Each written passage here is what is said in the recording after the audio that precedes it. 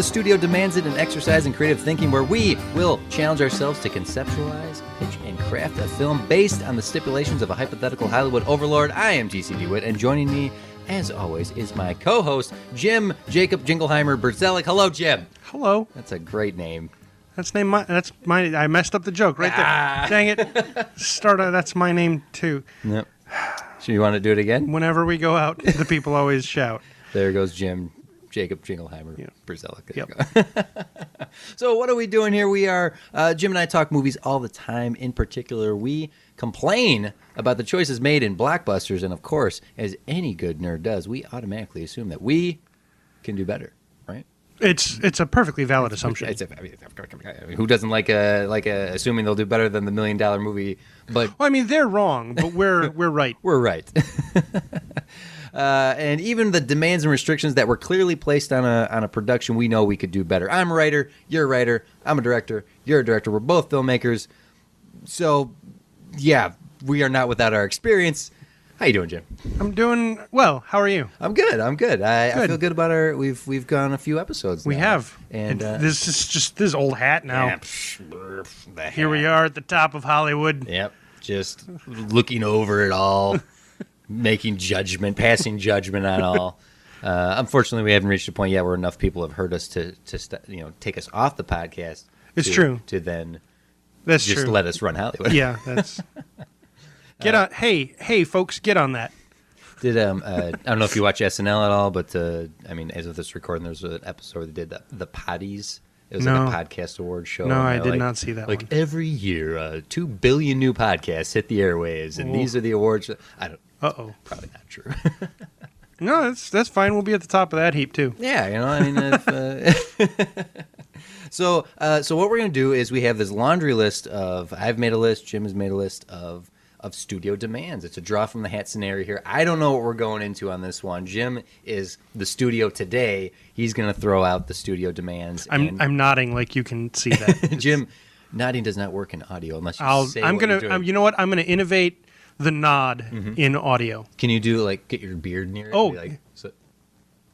Yeah, that's an audible nod. That's an audible nod, ladies and gentlemen. Okay, so so what do we? Let's just kind of recap here because we have had a few episodes so far. We've got some pretty good feedback from some of the listeners. All right. We had Die Hard. We had the Dark Universe. Yeah, we did. Expendables. A lot of fun. That was a lot of fun. Almost the shortest episode, just based strictly on your immediate reaction to it. Yeah, done. What I find fun is because I edit the episodes, listening to them again and being like, oh, we should have expanded on that there, or just continuing to think about the ideas after the fact. So I would love to do that. Just return. And be or we're going back to the return to the studio. Would that that's the sequel series. The studio demands it again. Well, you know what? Maybe Studio Geddon. Maybe if we ever take a hiatus. That'll be. Just do something we'll like get that? someone else to come in to take our spot, and they have to redo an episode that we've done. Oh, that's kind of fun. Be like, so the studio demanded this X movie, and now you, Jim and TC are on break. I'm speaking third person, which is very rude. Yeah. And then you guys got to, you know what? Comments. If you like that idea, throw your hat into the ring. Maybe we'll even bring you on. We'll make it a whole thing. You got to be a devout listener, though. Get those hopes up. Yeah, you're gonna build up all your hopes just to dash them. Yep, which is the Hollywood way. It really is. Yeah, so they do that to build character and make sure that only the very best survive. I don't understand what building character means. All I know is it's what Calvin's dad always used to say to him when it was something he didn't want to do. Yeah, builds character. Yeah. Well, I mostly know it as gaining XP. That's okay. So leveling up, that's what it means to me. Very good. What context that is, I don't know what I'm getting bonuses in, but I'm getting them. You're getting them. I approve. Okay, so speaking of building hopes up, only to dash them, oftentimes I will hear about a movie getting made, and I'll be like, that sounds great, and then it comes out, and I'm like, ooh.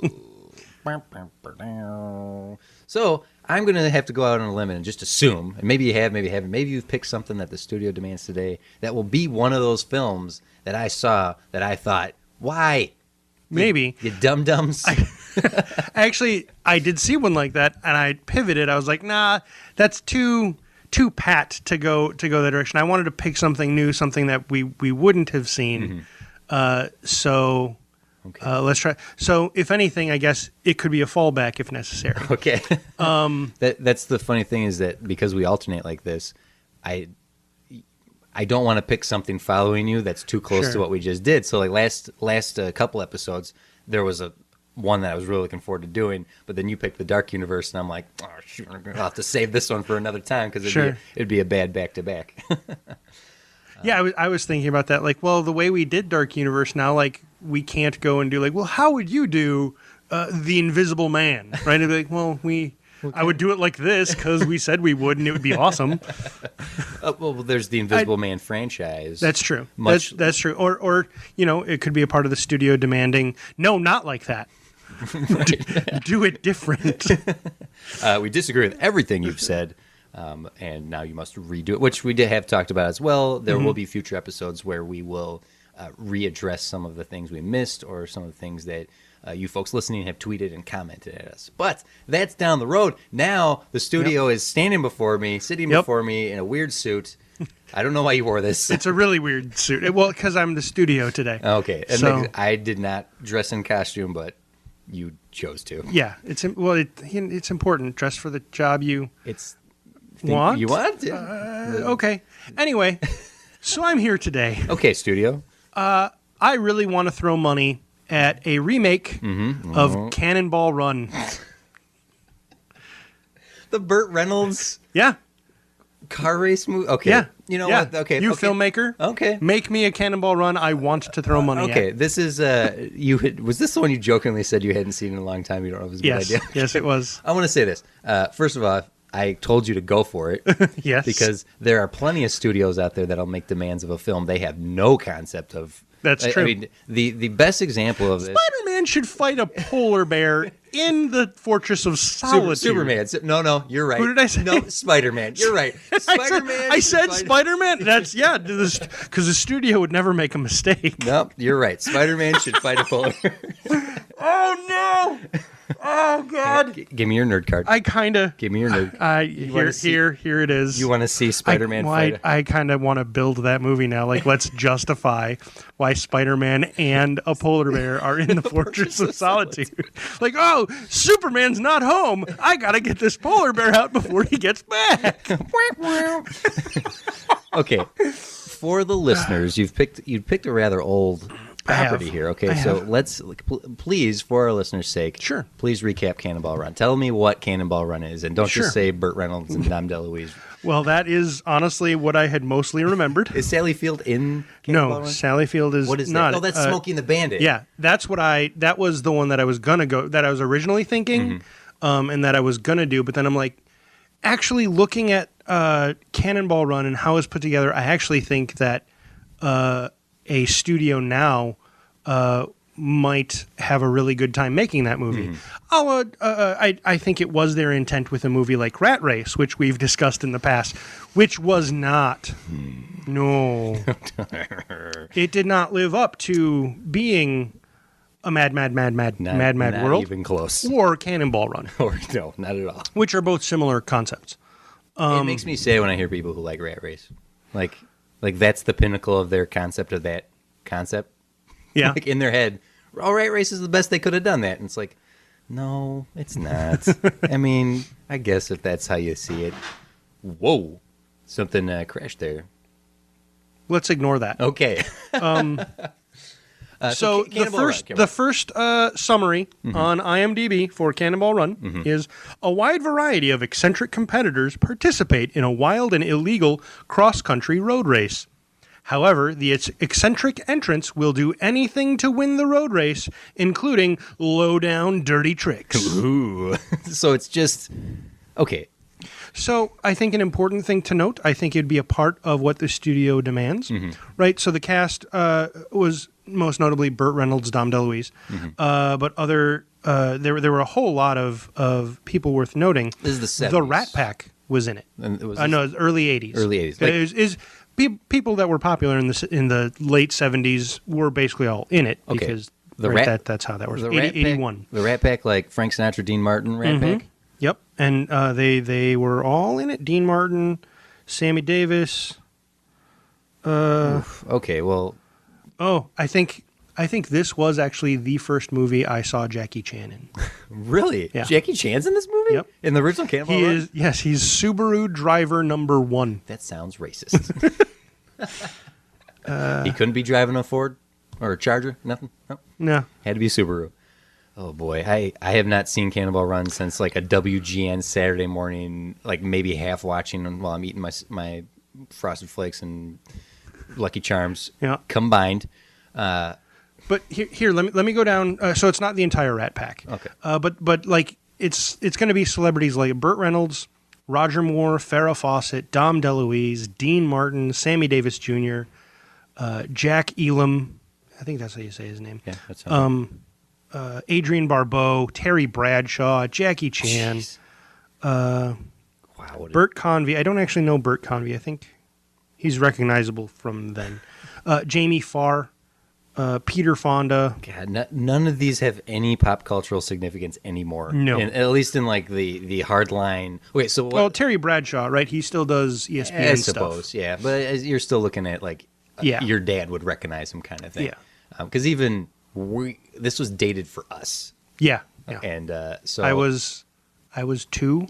I was 1. Yeah. So the studio is demanding a Cannonball Run.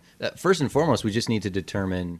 Well, I don't know first and foremost, but I'm going to say first and foremost, who's our cast? Because if that was the late 70s, early 80s, like all-star cast they could get, and I don't know, maybe that's not an all-star cast. Maybe that's a bunch of like it's definitely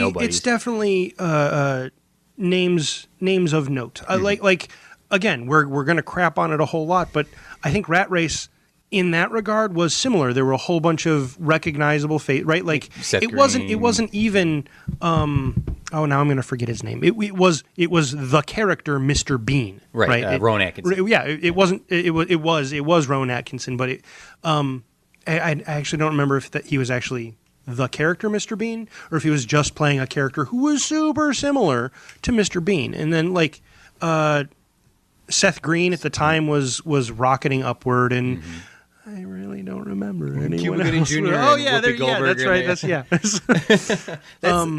That Rat Race came out late, like maybe 99, like maybe in there. But like, okay, so if that was the cast then, Cannonball Run's the cast now. We're looking at a Cannonball Run remake here. So and we've got the plot. It's a race across the country, no holds bar.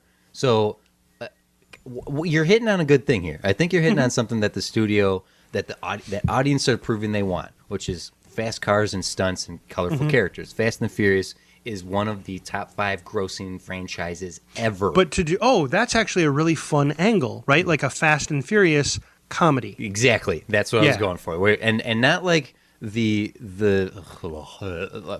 sorry, I'm just thinking of Tyrese trying to be the funny guy in the Fast and the Furious franchise. It made me want to. He's not. Yeah, no, not one comedic sidekick, one comedy relief character does not a comedy make. When discussing Tyrese's comedy relief, please throw quotes up. Please, can you finger quote that? Thank you. There you go. Yeah. Here, let's audible quotes. Thank you. All these, you're a Foley designer in this, in that respect. Okay, I want the credit for that. Yeah. We are looking at a straight up. The idea is a laugh out loud, raucous comedy, Fast and the Furious. Okay, this isn't. I still think the concept makes sense. Cannonball Run. Sticking with that was participate in a wild, illegal cross country race, right? So. I don't know if we like the whole concept here. What this all leans on is it's going to be, which is a challenge for this time because while especially tentpole blockbusters can make lots of money, and there are still Hollywood stars, they're not the way they used to be. I think we once had a discussion about who's bankable, right? Like strictly on their name. Yeah, on name alone. Like you could say the name and people will go see them. That list has gotten smaller over the decades. So in '81, that list was pretty huge. Yeah, Roger Moore, right, coming off of a Bond movie, is gonna put seats put seats in butts. Yeah, that's a bad way to do it. You're gonna pull the cheeks and just shove it right up in there. Ow, whereas nowadays, like even really big, like we would start naming stars, and when you go look at the numbers, those names alone don't actually bring people in. So the trick here then would be because there's okay, you could throw this at a troupe. This could be Seth Rogen and the gang. You could get This Is the End. You got Danny McBride, James Franco, Jay Baruchel. Like bring in that gang, and they're the Cannonball Run. I like this. Yeah, that's one of the racing groups. Okay, yes. One or two. You see where I'm going. Yeah. Because now, the problem with Anchorman 2, the problem with Zoolander 2, the problem with a lot of these high-concept comedies that come out is they're just like, cameo, huh? Yeah. Cameo. Yeah.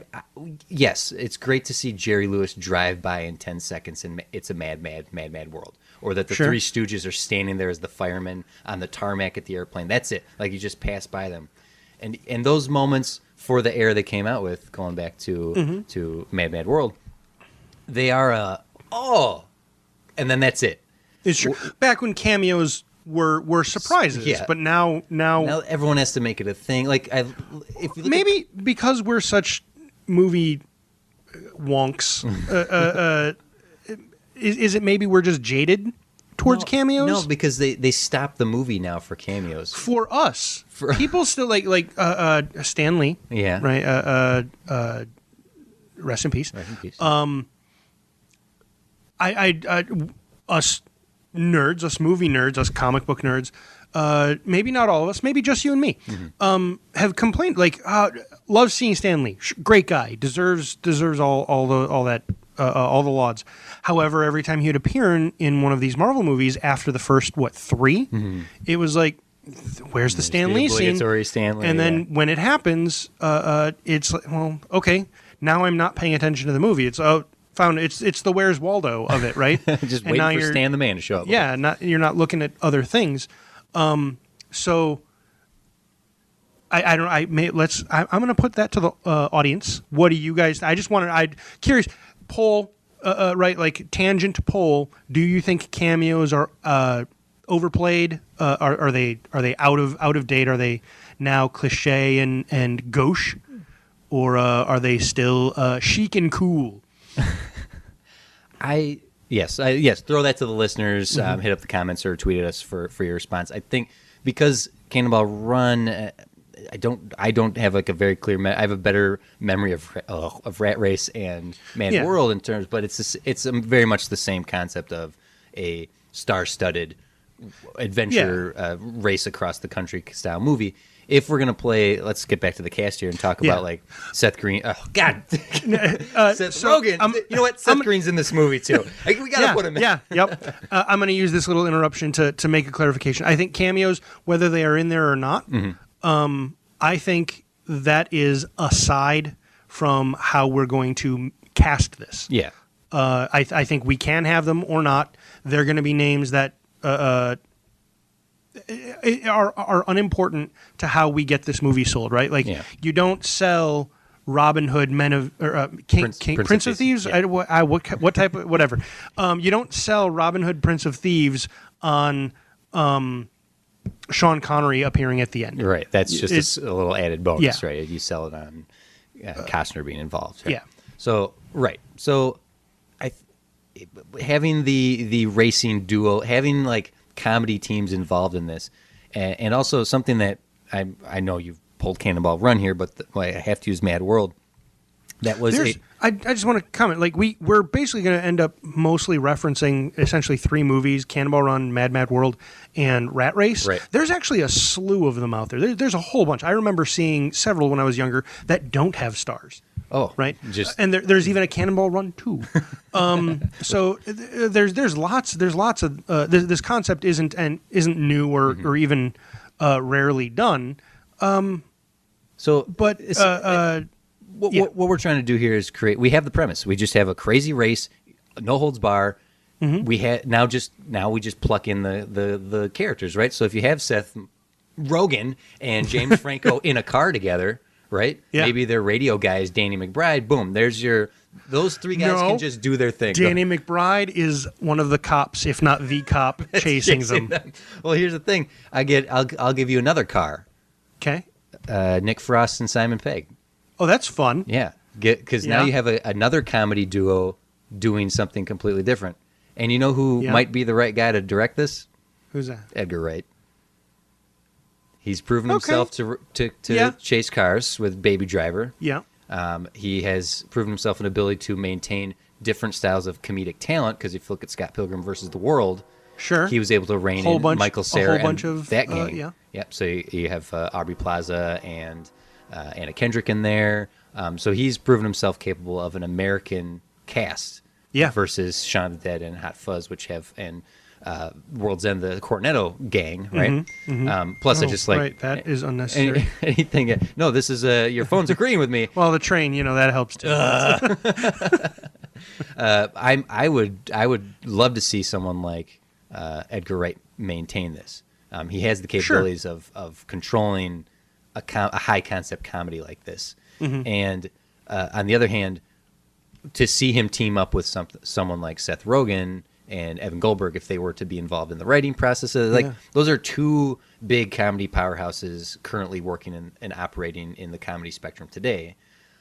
Yeah, okay. Where's Will Ferrell fit in here? Because if you had that, now you're looking at involving John C. Reilly or Adam McKay, and I mentioned Zoolander earlier. Do we want Ben Stiller and Owen Wilson in a car, right? And then we're not even delving into proper territory here, because you have like Kristen Wiig and Maya Rudolph, and get Amy Poehler and Tina Fey in a car. Make them the two cops. Like, there's the possibilities of just filling this high concept with the right duos and teams, and just letting them do their thing.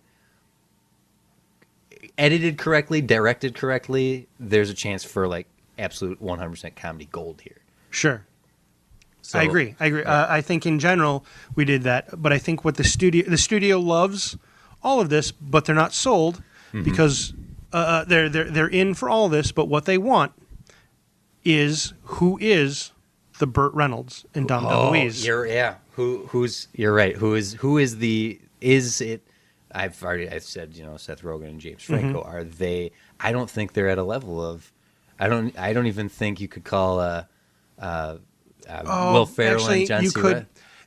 You could do a type of movie. I don't know if it's necessarily the one we're thinking of, but I think you could get a Cannonball Run out of James Franco as the Burt Reynolds, and Seth Rogen as the Dom DeLuise. Actually, I got you one better. Okay. I know. Chris Hemsworth. Chris Hemsworth fits the handsome leading man that Burt Reynolds was in his era, and Chris Hemsworth is definitively good at comedy at this point. There's no doubt about it. Okay. God, you know who else needs to be involved that's here? Not bad. That's not. Oh, and he wore a mustache pretty well in Bad Times at the El Royale. Yeah. The thing is that I'm just start jotting down notes here. Chris Hemsworth in this role, I want to see.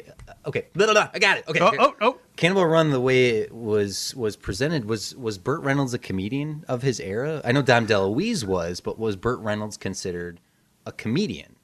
I don't know. I don't know his career well enough to determine was that his shtick or was that out of character for him. It was neither.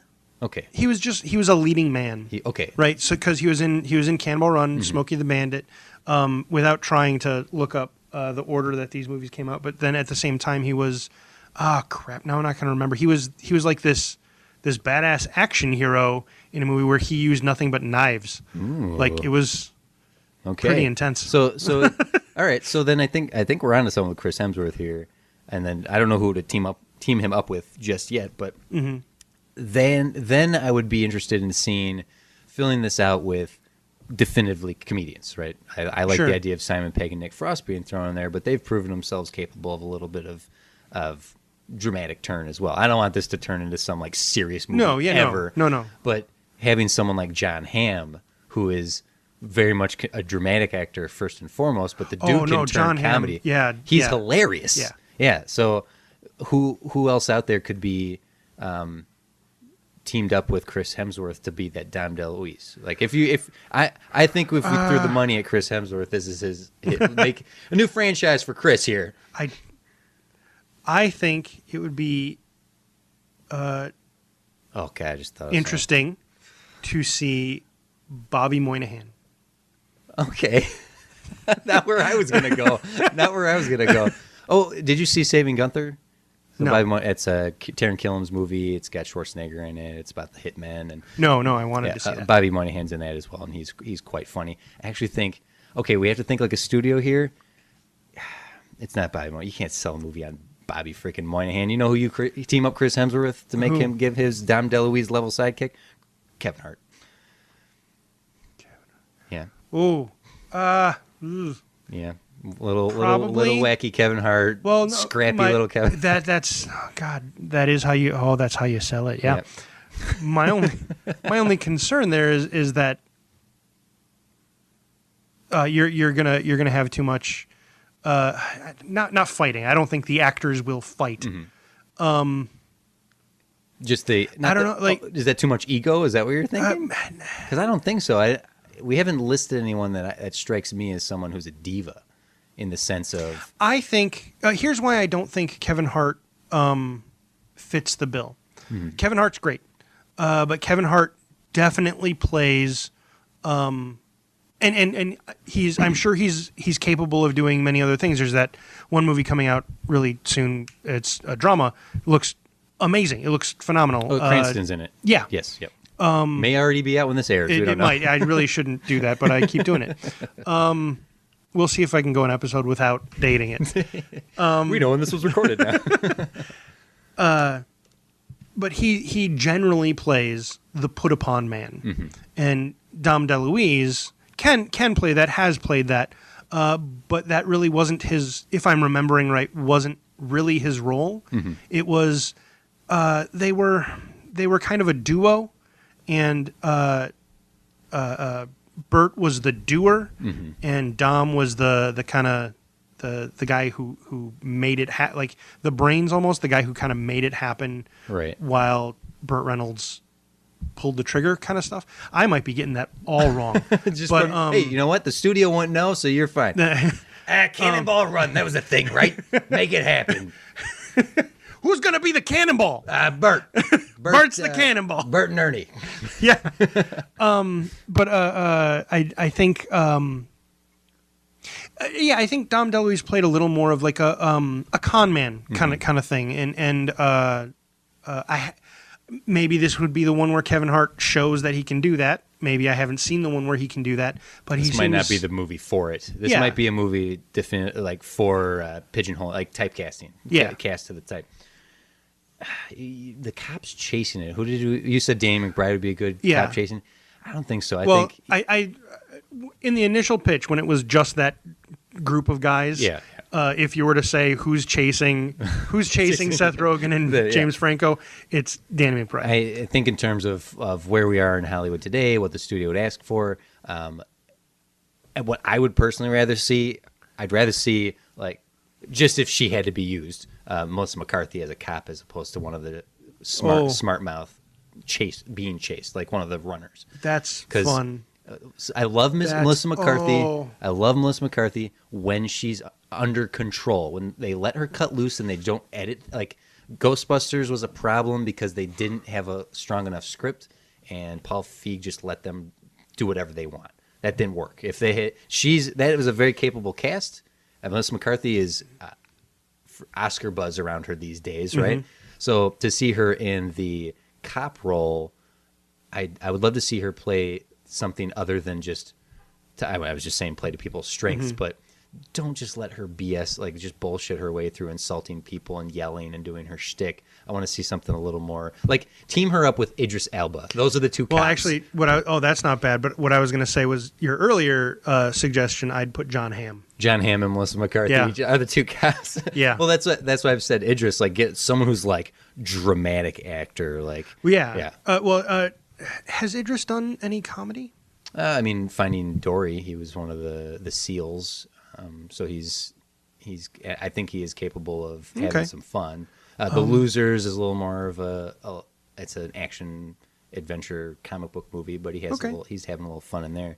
But just because of how intimidating he is, just by his mere presence, as well as how handsome he is. Yeah. To have those two, I just imagining Idris Elba and Melissa McCarthy as the Law, chasing down all these schmucks. Yeah. I think that alone is ripe for comedy right there. Oh, yeah. Actually, now we're delving into territory here. That's a problem for this movie. The budget. How do you afford all these actors? What's the selling point to get all these people signed on board at what would have to be about scale if we're going to blow this out with like a huge cast? Well, we haven't really put boundaries on it. I think we need 4 teams. Four teams running the race, and then really just I think the one set of cops chasing, and then there will be other cops. They just will be fodder. Not. Yeah, they won't be named characters like named actors, and filling the road with small bit parts. And this would be, I'm thinking more like a director as opposed to just trying to pitch to a studio, but maintaining those cameos to something on the level of Charlton Heston's cameo in Wayne's World, where it's like, have a cameo, have it be significant, but don't stop the movie dead in its tracks. Look at the first rumble scene in Anchorman 1. Sure. Where all these, like, what? Like, yeah. It's fun. And then look at the comparison that in Anchorman 2, where it's like, oh, look who it is now. Look who it is now. Like that. Or the difference between Zoolander 1, where you have cameos, and Zoolander 2, where it's like, stop the movie to the point, like, look who it is. It's a fine line to go back to our discussion on cameos. I think having the 4 teams, having the Law, sell this movie with this cast, and then sprinkle in all these fun cameos of people. Like, okay. So I think 4 teams. 4 teams is enough to weave through this story. The idea of it being an illegal race, so. Whatever the MacGuffin that they're after is, it's basically 4 groups of criminals. Okay. Different types, right? So are Chris Hemsworth and Kevin Hart, I guess. You're gonna. I think that's the. I'm not sold. You're not but, sold. That's right. For now, we got Hemsworth and Hemsworth. I don't know. I guess that's the poster. I can show you the marketing. Man. I want a chubby guy. Who's a chubby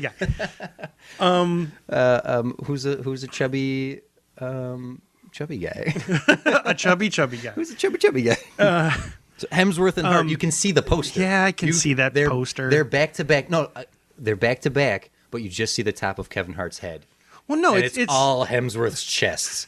Just the top of his head from like maybe the bridge of his nose up. And it says Hemsworth and Hart. No, you have way more stars than this. This needs to be like an older poster. So you'd have them standing back to back. You'd see them just fine, but they'd be standing like in a circle, like there'd be a circle, so you don't see their legs. Yeah. And then there'd be little scenes of everyone else, like the Rogan crew on a car bursting through a barn or something. over on this side, Elba and McCarthy are setting up a roadblock, and like McCarthy has a big old shotgun or something. That's right. And Elba has a tiny little handgun, right? Yeah, little lady gun.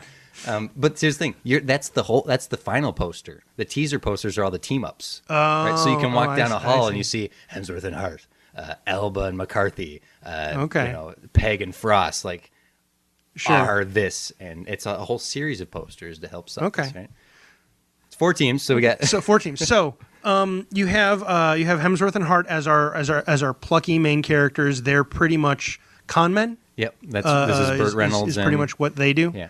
You have Rogan Franco. I think Rogan Franco, Danny McBride. Who else is in that group? Evan. Evan Goldberg is the writer, but what's the Jay Baruchel? Thank you, Jay. Oh, jeez, come on, Jim. How could you not remember me? I remembered him. I just didn't remember his name. Oh man, jeez.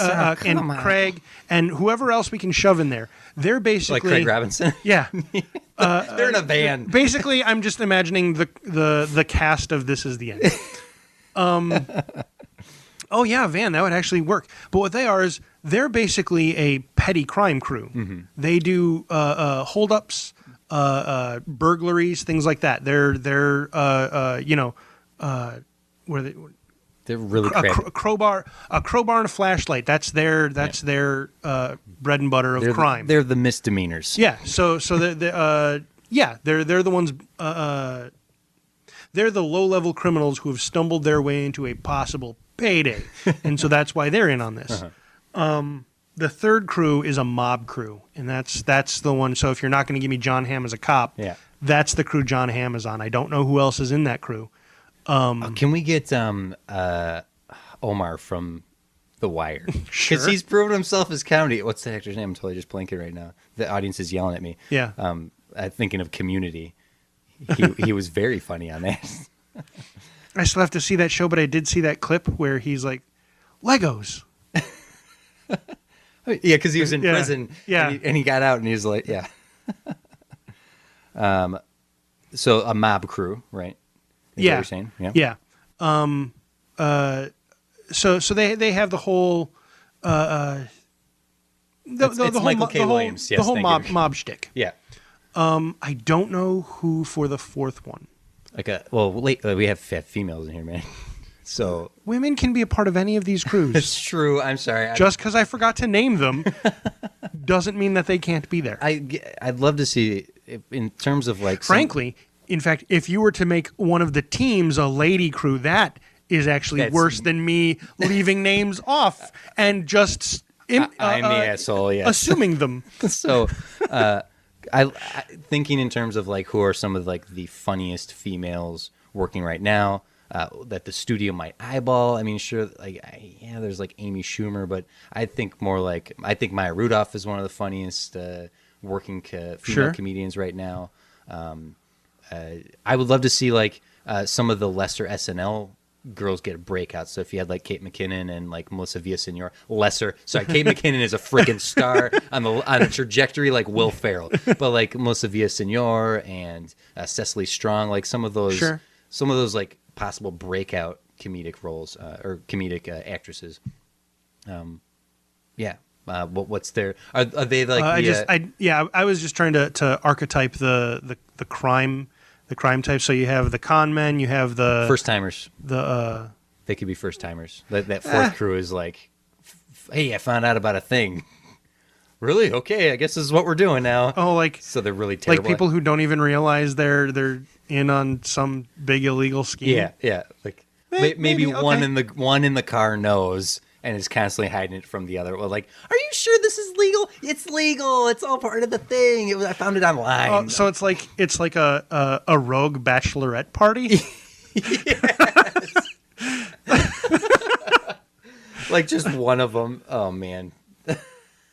And then once they start realizing maybe this isn't the right thing, at least one of them is like, "No, we're in too deep. We're finishing this." Tiffany Haddish could be totally perfect for that. I'm thinking of like Girls' Night, and there was the Scarlett Johansson one that came out like simultaneously with each other.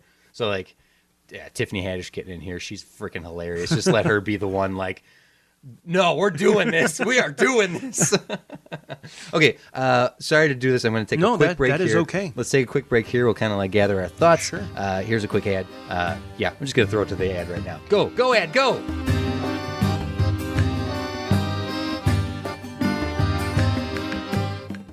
Hello, I'm Max. And I'm Jordan. And I'm here to talk to you about the Top Hat Balloon Show. It's a great show. It's a sketch comedy show that comes out every week. Hilarious things happen in it. You can find us on YouTube or iTunes or on our website at topthatballoonshow.com. We have a website. Hi there, I'm David. And I'm Kate. And we're the hosts of Another Zelda podcast. There are so many good podcasts out there, and some of them in particular concern The Legend of Zelda. That's right, Kate, and we are another one of them. That is actually the name of our show, Another Zelda podcast. And in our show in particular, we talk about some of our favorite dungeons, characters, boss battles. We have top 10 lists. Yeah, we do deep dives on game design and production aspects of the different Zelda games. And we talk about our own experiences. We do some review episodes, talk about our challenges, our struggles, and our victories. That's right. Really just almost anything that has to do with Zelda, we like to talk about it. A new episode comes out every other Friday, and you can subscribe to the show on Apple Podcasts, Google Play, and YouTube. And you can also check out our episodes on our website, anotherzeldapodcast.com. That's right. All right, we will see you there. Okay, bye.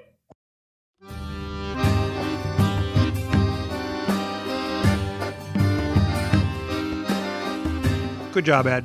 Good job, ad. Okay, so we've taken a break here. Welcome back.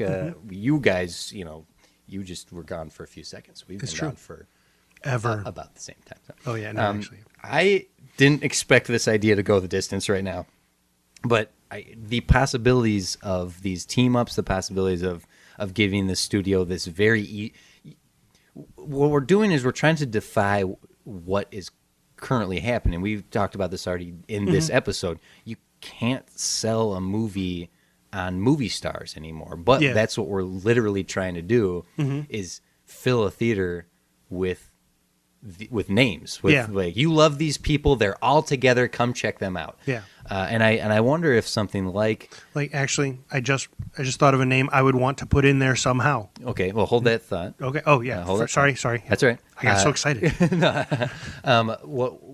I wonder if movies that rely so heavily on those cameos that they aren't even surprising anymore might do better if you just blew the whole wad and said, yeah, all these people are in this movie, come see them. Right? Like Zoolander 2, so I keep going back to that, but it was one of the more recent failures of comedies of ensemble types. It was a huge failure.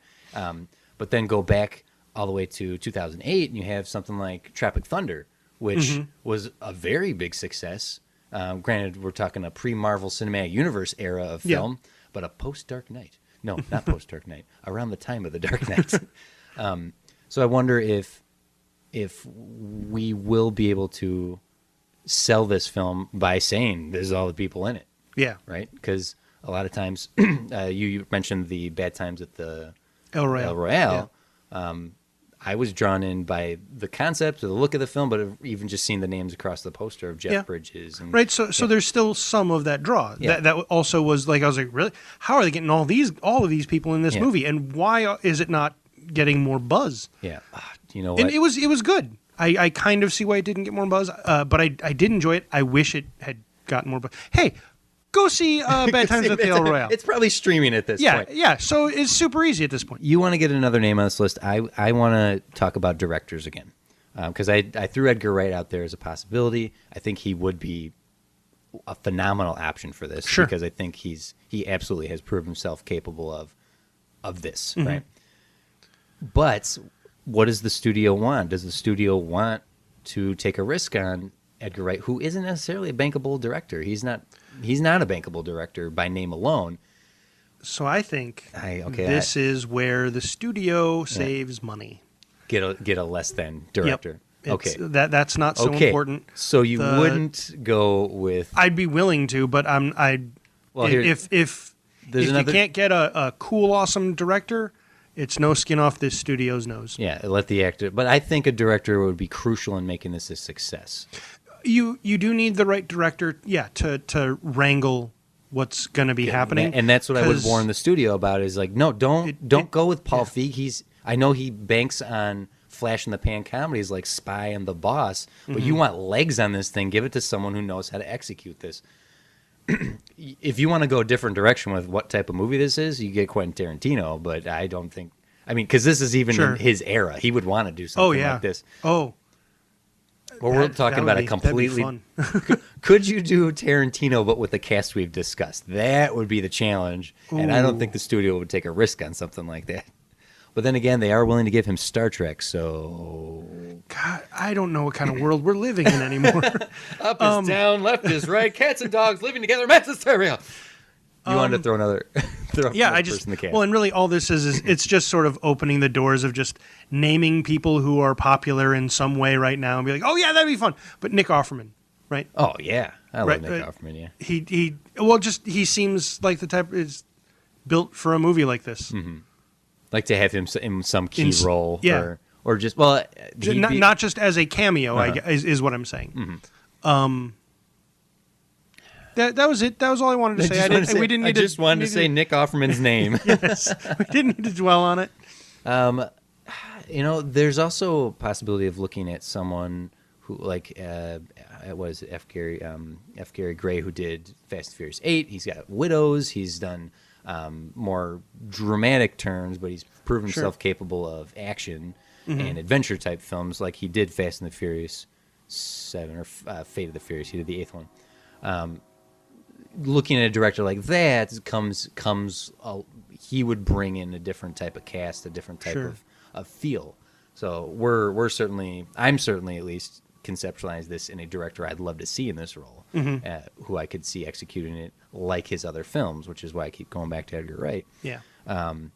And we are drawing from a particular group of comedians as well. Yeah. With Edgar Wright, my only concern is this movie is going to be much bigger, broader strokes. Whereas Edgar Wright's stuff, he has scenes that are definitely like that, but his stories and even the way he chooses to film them is a lot more personal. You're right. Yeah. Okay. I see what you're saying. His scripts are real tight, and this would have, even though I'd bash the find it in the edit style of comedy.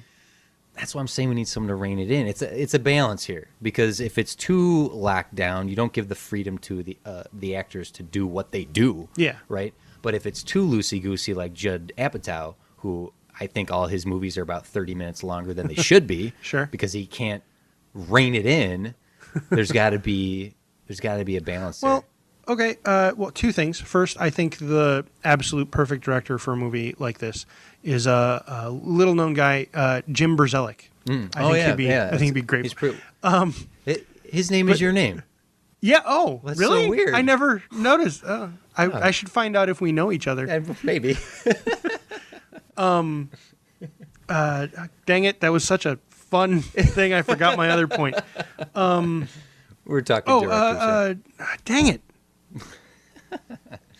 it! Cut and then cut back when I think of the idea again. Open with the Jingleheimer. I did. This is what we call a callback. Thank you, Peanut Gallery.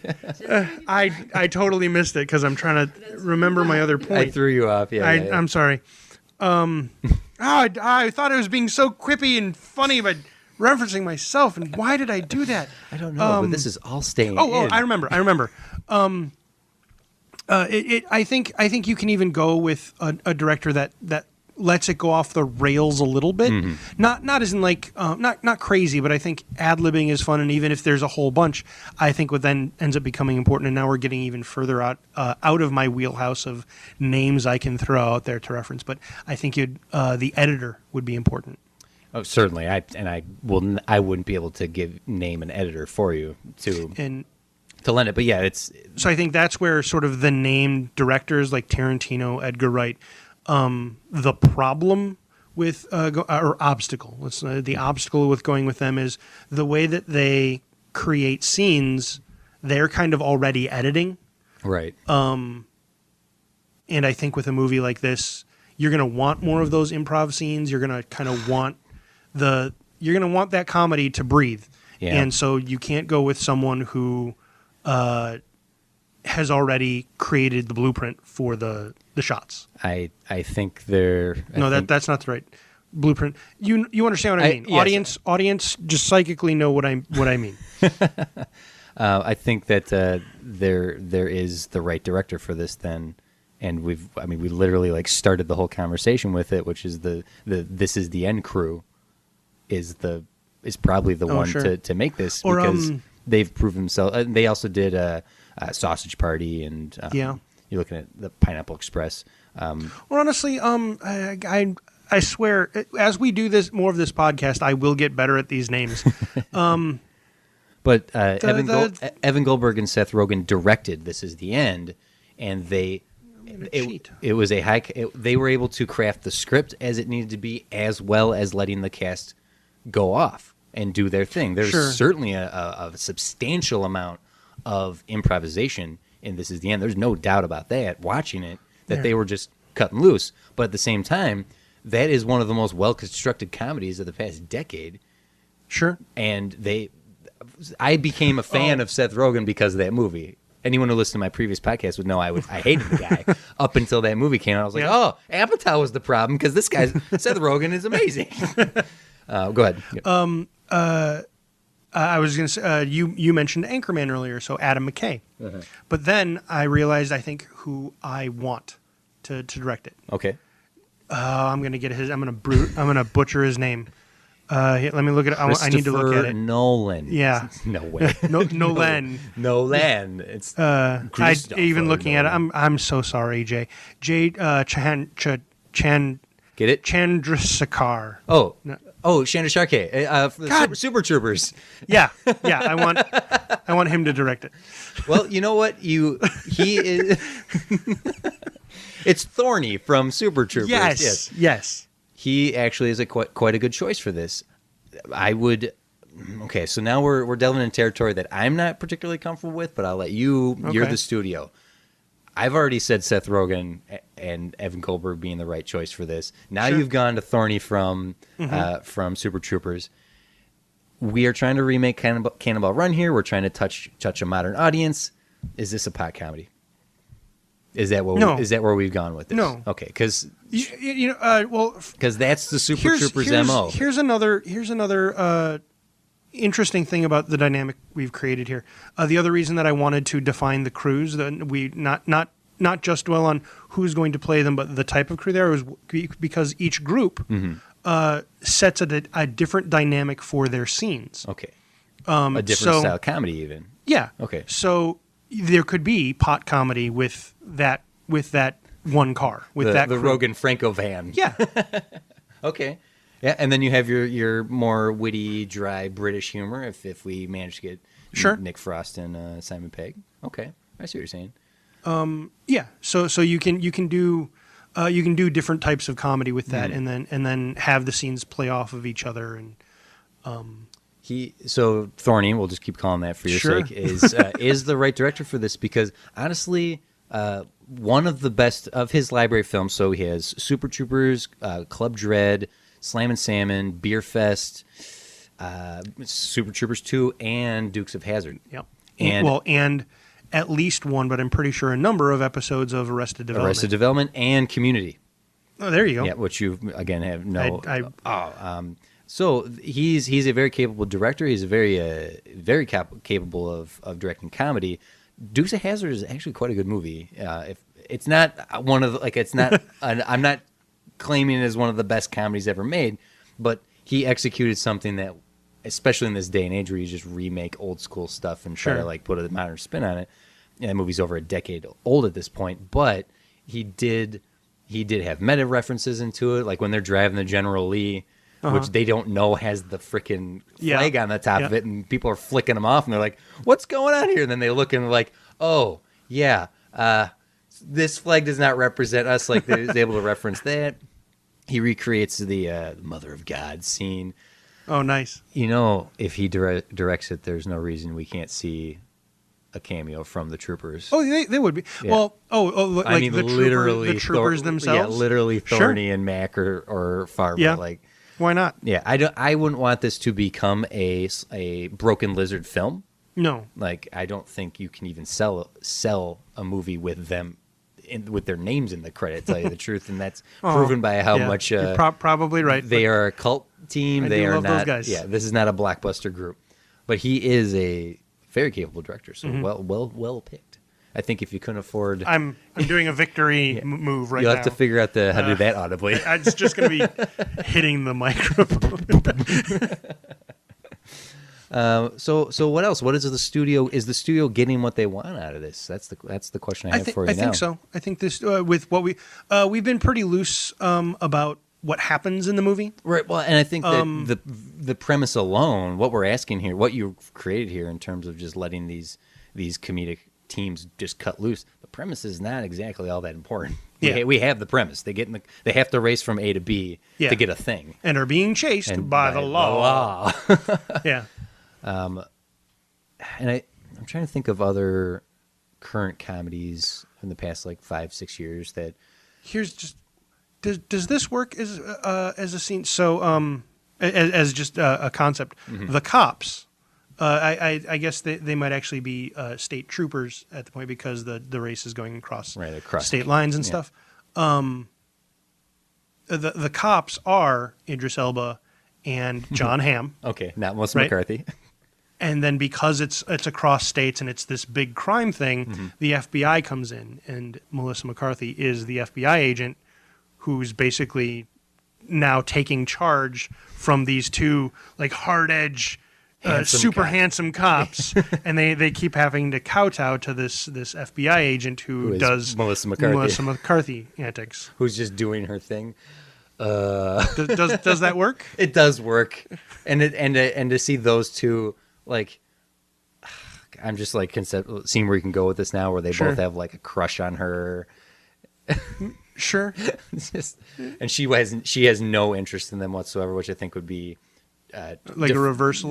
Like I think like it'd be easy to be like, oh, she's attracted to the big, strong, beautiful, handsome Idris Elba, sexiest man alive, and touching his arm whenever she talks to him, as opposed to him like putting himself upon her, or like no, because not like force himself, but maybe he loses his nerve around her all the time. I'm just thinking the comedic potential of Idris Elba, of all people, not being able to talk to freaking Melissa McCarthy. Sure. Because she's just this like powerhouse FBI. He's like, oh, Christ, she's so beautiful. And then John Hamm's like, really? Her? I don't see it. Oh, look at her. Oh, my God. Oh, you talk to her. I can't talk to her. So he's out to prove himself to her. I don't know. Okay. We're creating premise here, but yeah. I suppose actually let's delve into there. What's the end game here? Because if you look at something like Cannonball Run, Rat Race, it's a mad world. It starts with 4 teams. It ends with 12 teams. Like more people get involved, more people. The word gets out. Mm-hmm. I don't know. That's kind of why I pitched it as just MacGuffin. Right. Get them in the car. Let them run. Yeah. Hour and a half of wackiness. Oh God. Dude, so based on the on what we've pitched already, it's some sort of mob sting, where it turns out the MacGuffin, the cash box, the valuable thing, whatever, is either on the move or very far away, and so the mob needs to get that. Our plucky conmen characters are tangentially involved, so that's how they know about it. So they get the go ahead. The Strong Bar crew, having worked with these conmen before, they know that, hey, if we follow them, money will surely turn up. So that's how they get involved. And then our rogue bachelorette crew would probably get involved very early on after that. I'm not sure. Okay, so a couple things here. First off, if we have our van crew, our This Is the End pot smoking crew, there could be an animated sequence of one of them tripping balls and turn it into a animated version of what we're seeing, Wacky Racers, because Wacky Racers is the animated Cannonball Runs. Love Wacky Racers and just want that to be its own movie. There was an insurance company once made an ad with a bunch of live action Wacky Racers, and it's the greatest thing ever. Maybe we'll throw it in the comments here below so you can check that out. I love it. I think our main characters are Burt Reynolds, our Burt Reynolds, Hemsworth and Hart. It's our Hemsworth and Hart being the protagonists of this, essentially the heroes we're following through the whole thing.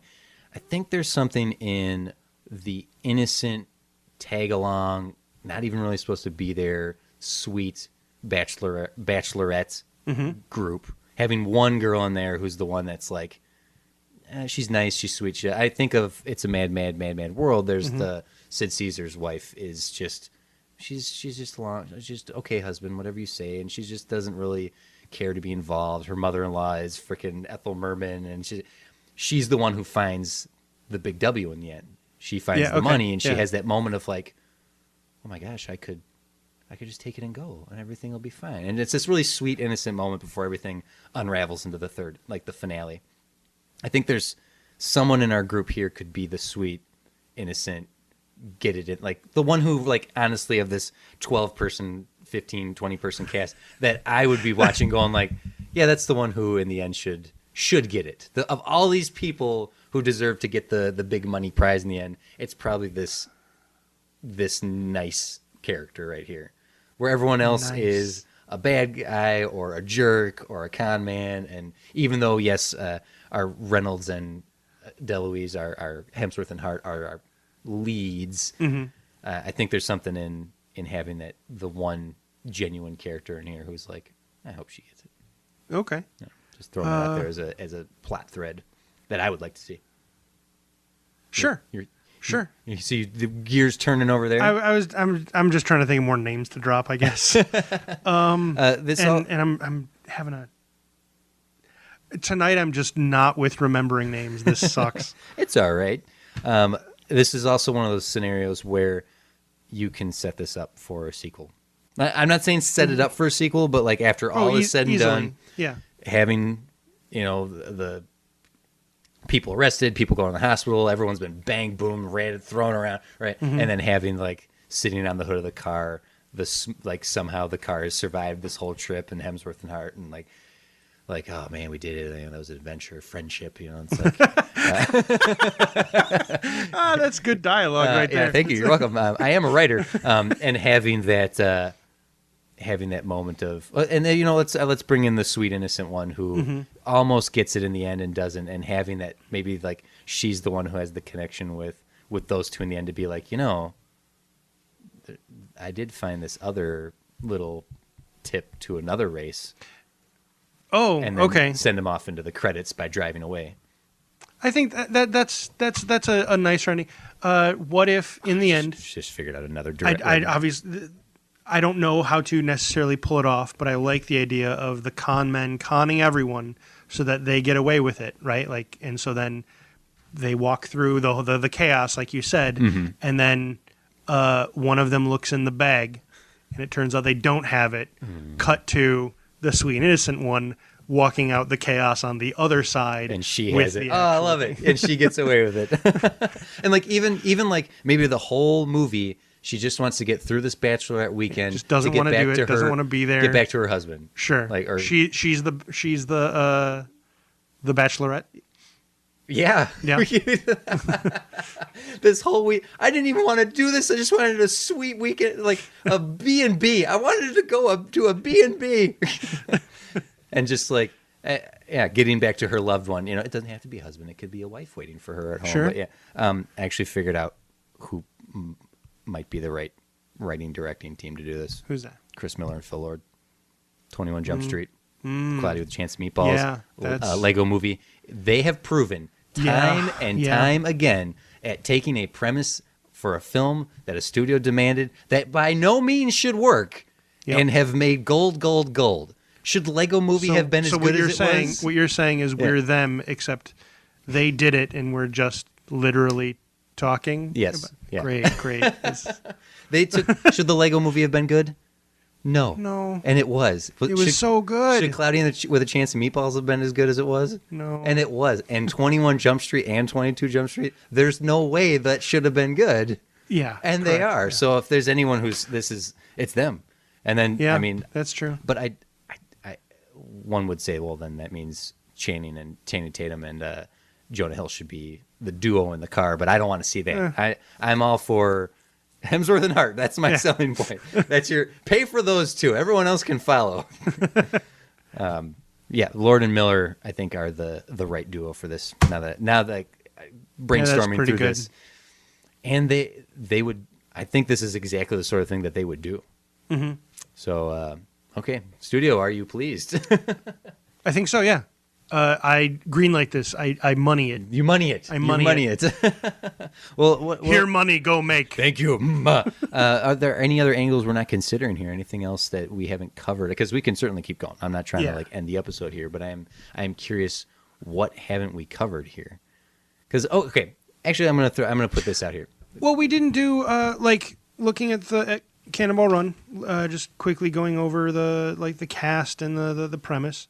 It has a lot of Farrah Fawcett obviously plays the bombshell. Mm-hmm. What am I trying to say? The role. The female lead, the love interest. Yeah, we didn't talk about that at all. We could just kind of corral that into that fourth group. That might just be the easiest way of doing it. Maybe even the sweet one, whoever that is her. Maybe she's not the fiance getting married. maybe it's someone else from the bachelorette party who catches the eye of, or maybe that's what the conflict is, catches the eye of Hemsworth, and so he's pursuing, but she's not available. And you could even get comedy from that because her fiance is not a Hemsworth. It's someone dumpy. Yep. He's a pretty decent guy. Jim Brzezinski. Oh yeah, that's your name. That's your name too. Yeah, I mentioned him earlier. He's a good director. Wow, that's so amazing. I'm gonna have to find out like if we're related. There's like 3 Hemsworths. There's also 3 Jim Brzezinskis. Is that what you're saying? There's you, and then the director Brazil, and then the actor one. Or? Yeah. Wow. Yeah, and we're all different people. Wow. I mean, whenever My you name go is out, Jim Brzezinski too. They shout it. They do. Okay. It's really obnoxious that it's shouted every single time. Yeah. Like they went real quiet. Okay. Yeah, just like this is a great joke. Here's a challenge. Oh, back here. Here's a challenge. Something that Rat Race has proven to be a problem with.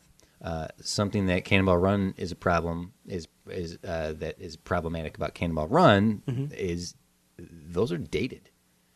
And this movie on its surface, just by how we're casting it, how we're conceptualizing it, Sure. Is there a way to prevent this from being a dated film? Could you? I know this is not something that you can do. You can't set out to do this, but the studio is asking us to somehow create a comedy classic. You can't do that. You can't set out and be like, we're going to create a comedy classic. You know, that's something in the premise of this entire podcast we haven't really discussed. For the most part, the spirit of what the studio wants out of a movie is to make money now. Yes. It isn't to make a classic. That is true. We want to make classics. We want to make the movies. problem. We want to make movies that are remembered 20 years from now. I like to think of it as I want to make a movie that'll make money 20 years from now. But I want it to be a story that is worth watching again. Therein comes what this whole thing is about. When a movie comes out, what basically this whole podcast has come around to is like, you made a movie, you got what you wanted out of it, and you milked it for the money you could at the time. Had you made a better movie, you could have made more money. Yeah. Don't cut corners just to capitalize on it in the moment. Think long term and create something. But there's the balance right there, because when you have someone who sets out to make a good movie, to genuinely pour their love and heart and tender love and care into it, you get Scott Pilgrim versus the World. It makes zero money. It's a cult hit. Yeah. Studios don't want to make cult hits. No. Super Troopers is a cult hit. It has made nothing. Super Troopers 2 made even less than nothing. So that's what we're battling here. Can we make something that will make money? I think we have something here. Cannonball Run as a reboot with this cast, with some semblance of this cast. We really kind of mentioned it and then moved on, but mostly because I think we agreed and then we moved on to cast. But I think one of the things that gives it staying power, that gives it that beyond the people we've cast, is definitely having there need to be what is words tonight big scenes. The set pieces. The set pieces, which end up being the car chases, because it's very much a car-driven movie. It doesn't have to remain in the cars all the time. We could have locations, like I'm imagining, for whatever I imagine the cross the threshold point for the bachelorette party. They think they're on some fun scavenger hunt. And I imagine it sort of being this follow the leader type thing, where one group is trying to lose another group by going through a really rowdy biker bar. Okay. Right? And I don't know what kind of antics you get up to in there. You can get up to some, you could do some like Pee Wee Herman level stuff where it's just a crazy dance. Or, yeah. But like, or it could be, I don't even, but I see that as like being a cross the threshold moment for that group of characters, where maybe the one who then is like all in, she's like, no, we're doing this thing, right? Like that's where you're doing it. We're all doing it. That's Tiffany Haddish again. I can just imagine her demanding that of the team of girls. Yeah. So like you could have scenes like that, but I think the quality of this movie is going to live and die. That's maybe a little too hyperbolic, but that's what it's going to be about. On those set pieces. Yeah, it's going to be how memorable they are, how cool they are, and then how the actors are able to execute them. Therein lies the balance. So we can give the studio the cast, we can give them the premise, we can give them the namesake, we get the marketing, we got the posters conceptualized out. But what makes this go the distance? What the hope here would be is to appease the studio with all those things while also creating something that could be potentially a comedic classic, one that you'd want to go back to. And you're right, it is those set pieces. And I think you mentioned it. It's not just Cannonball Run or Rat Race or Mad World. There are plenty of movies like this that you can draw from. You even just said Pee-wee. Pee-wee is an excellent road movie. Looking at a movie like Road Trip, if you want to go to someone like that's not Jay Roach. Jay Roach did the Austin Powers movies. Todd Phillips. Todd Phillips did Old School and the Hangover trilogy, and he did Road Trip. So he's capable of high concept comedies, moving to set piece after set piece. And actually, to tell you the truth, if you want to go Road Trip, Old School, Hangover, the original Hangover, that's an amazing rated R trilogy comedy, R-rated comedy trilogy, and that's all Todd Phillips. So, and those all have memorable set pieces in them. So yeah, finding a way to just create cool high concepts for each of the teams to move through, and even going so far as to like moving the characters through the pieces or through the places, and then we get to go back to those places when the cops catch up to each spot. Yeah. So then there's an opportunity to have a second use of the set pieces with a different team there, or And then how those teams interact when they cross paths. Yeah. Whether it be any one of the four or one of the four crossing with the cops.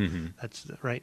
Oh man, the chemistry of this is it's an ensemble cast. I did not think I'd want something like this. You saying Cannonball Run, I was like, oh god, are we gonna be able to talk about this long We're gonna enough? talk for 5 minutes. But this goes to a much bigger picture, and we can move to wrapping it up here.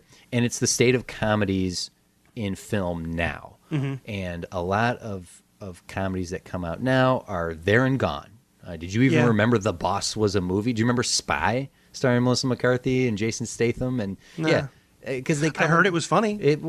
Statham is spectacular. Game Night with Jason Bateman. I just saw that.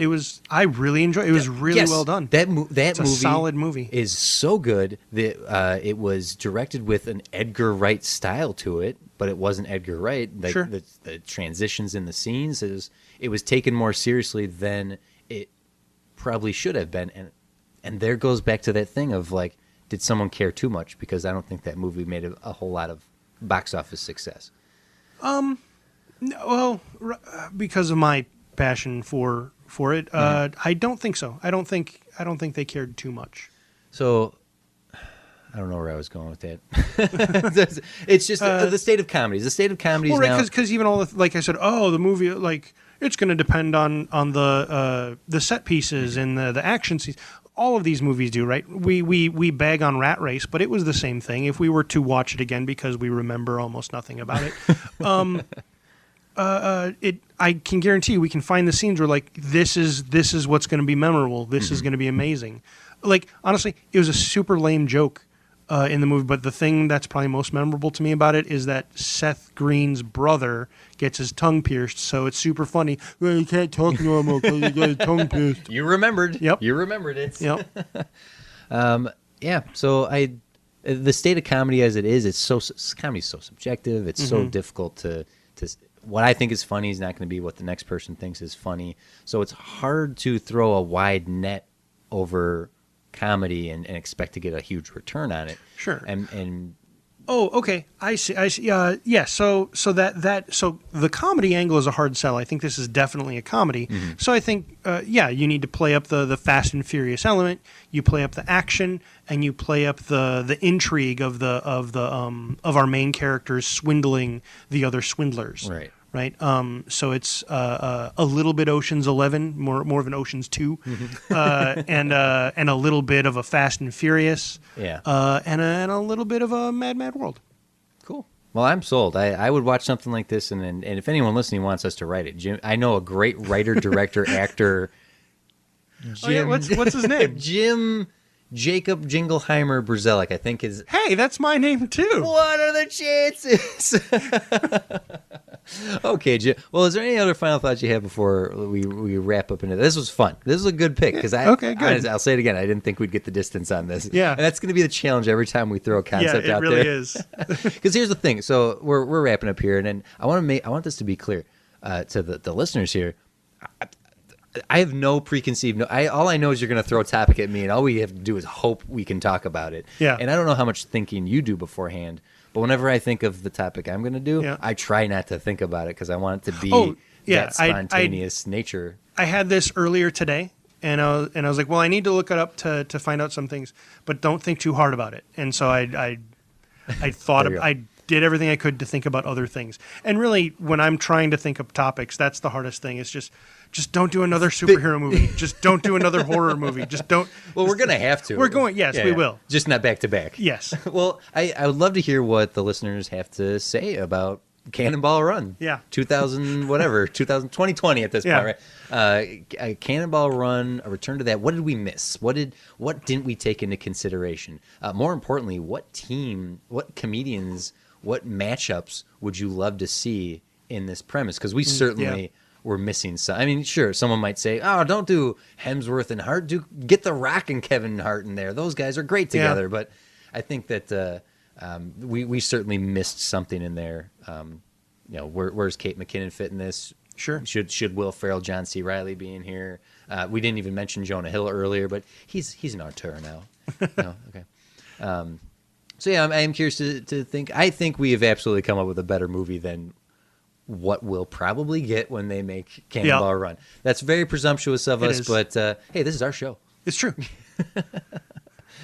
So yeah, let's throw some social stuff out there. Like, subscribe. A huge shout out to Sixfive Media for giving us this platform. So go check out everything Sixfive Media has been creating. There was a commercial for them during this episode. So Jim, where can people find you on the Twitter? I'm still trying to. I have one somewhere. Somewhere. Consider that a scavenger hunt. Find my Twitter. Is that the MacGuffin? Because that does not. The studio doesn't like. I demand you to. That's a terrible MacGuffin. Get me Jim Berzelik's Twitter. Which Jim Berzelik? There's 5 of them. You can find me on Twitter and Instagram at TC's Big Head. And so again, comment below wherever you might be listening to this. Shoot us some ideas that that you'd like to hear us talk about in the future. At this point, we've done enough episodes that if you have an idea for a Studio Demands It, if you'd like to demand something from us as a creative thinking exercise for an episode, tweet at us, comment at us, drop into our DMs, which I hear is what all the kids are doing. It's not because I'm old, it's because I'm nerdy. DM really, it means Dungeon Master to me. So I'm very confused by what you just said. Okay. Well, Jim, thank you for doing this. Absolutely. Cool. Thank you. You work on that Twitter. That's good. Yeah, I'm trying that's it for this episode. We will be back next time with another challenge to improve the world of cinema. I'm TCD. TCD Wits. What's my name? Those are your initials. I'm TCD. And I'm JB. And this is... That's it. S... That's... TSDI. So SDI? That's... TSDI. The end.